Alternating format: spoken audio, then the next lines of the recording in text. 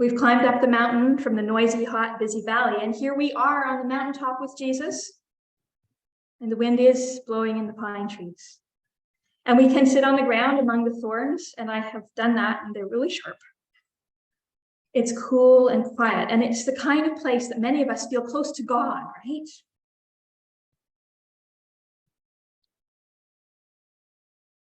And that's why I think the disciples, when they recover their wits, they want to build some huts and stay there and make a home for God and just, make that the place.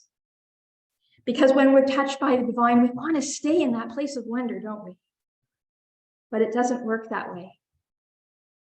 Jesus and the disciples have to go back down the mountain. They have work to do. And so do we.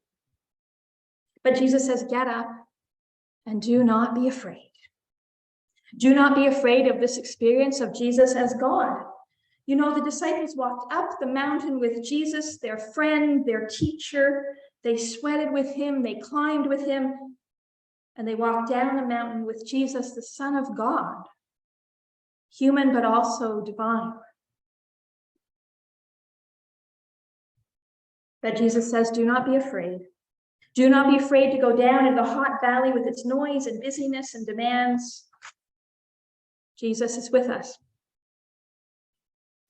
I imagine some of you are familiar with the Narnia books by C.S. Lewis, The Lion, the Witch, and the Wardrobe, and such. I read them all to my kids at bedtime, one after another, and then we did Lord of the Rings, and I had no voice left at all. But as you read them, the Narnia books, it becomes clear that Aslan the lion is Jesus, right? And near the beginning of the Silver Chair book, one of the later ones, Aslan is with Jill on the high top of a high mountain. And he says, here on the mountain, I have spoken to you clearly. I will not often do so down in Narnia. Here on the mountain, the air is clear. As you drop down into Narnia, the air will thicken.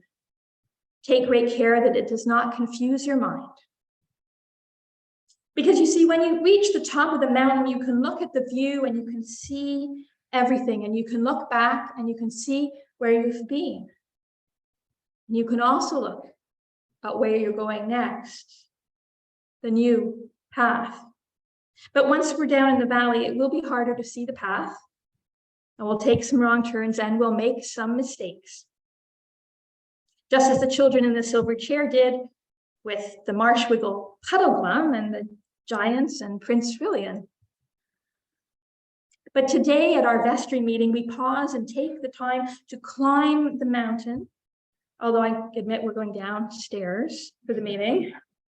But we're going to pray and we're going to look at the view. We're going to look at where we've been, what we've done as a congregation this year, who we've lost on the journey, who has joined us, how much money we spent, our successes and our challenges.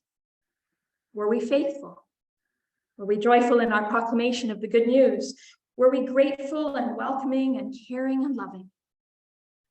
And then we'll look forward at the path ahead. We'll look at how we will be good stewards of our time, our talent, our treasure, at how we're going to invite more people to come and see what God is doing at Prince of Peace, and how we can keep being grateful and welcoming and caring and loving. How we'll continue to love others as Jesus loved us. So as we get to our meeting, let's remember Jesus's words. Do not be afraid. And when we end our vestry meeting with the words of the grace, we'll get back down the mountain, get into the valley with all its noise and distractions and confusion, and put God's plans in action here at Prince of Peace. Thanks be to God.